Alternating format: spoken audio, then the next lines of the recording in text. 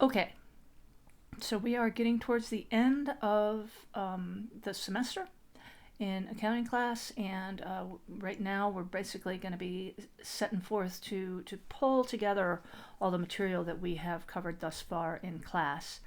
Everything that we've done so far is going to come together in the form of learning how to create budgets, not only for yourself, for your personal life, but also in the context of planning a new business.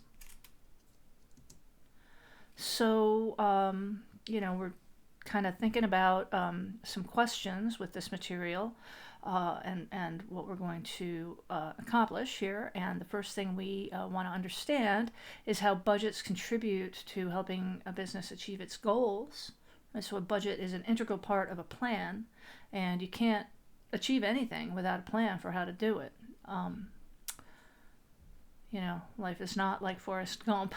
In reality, you have to make a plan and work the plan and adjust the plan accordingly. But budgeting is a very, very important part of any business's planning operations.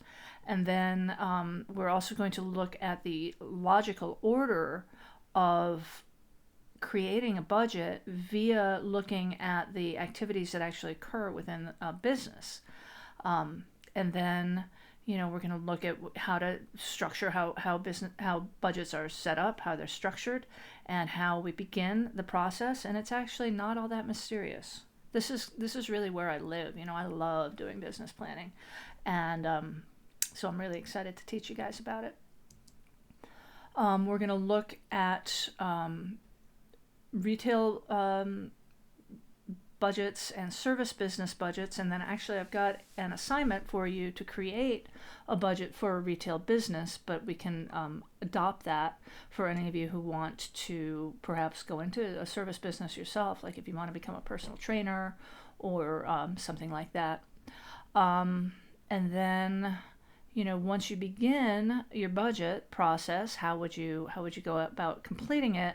And then how do we use budgets to evaluate performance? And then, okay, so businesses have to budget. They have to. All businesses budget. If they don't stay in business for very long. Trust me on this. I've seen a lot of it happen. It allows businesses to plan. It allows them to help and evaluate their operations. It adds discipline to the planning process. It allows businesses to see what might be coming particularly in terms of cash flow problems, and it allows them to quantify what exactly their plans mean. And very, very importantly, it creates benchmarks. Benchmarks are like goalposts that allow businesses to evaluate their performance. And what I want to do now is just go on the Google and show you some examples of what budgets can look like in businesses and for your personal life, okay?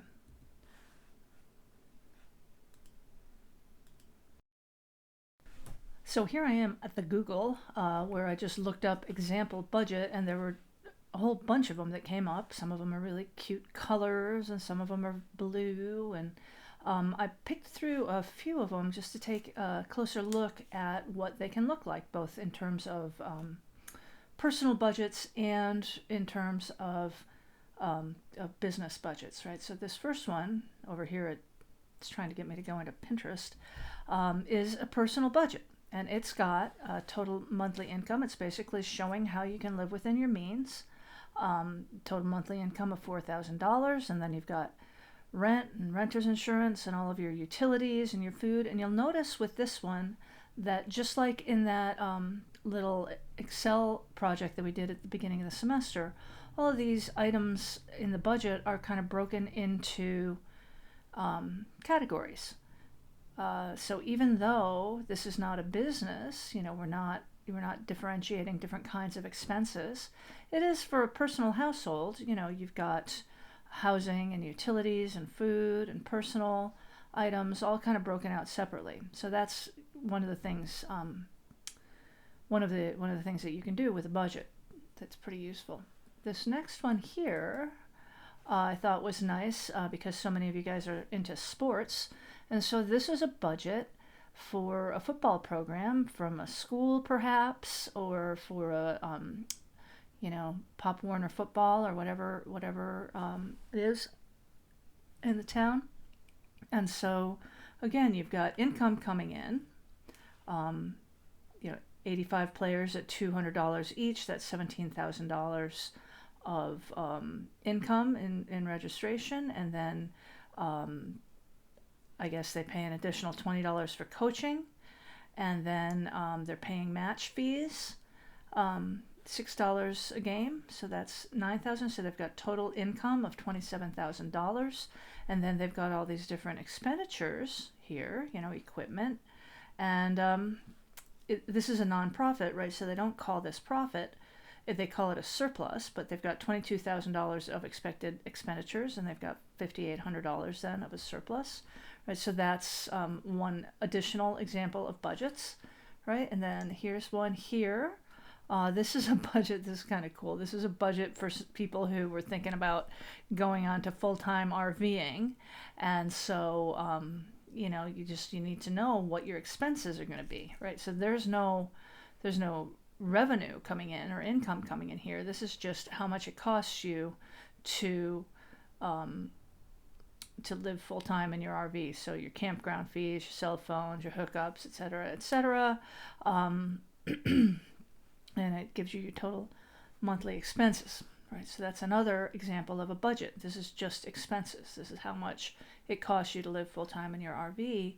And then here we have an example of a Harvard Business Review article about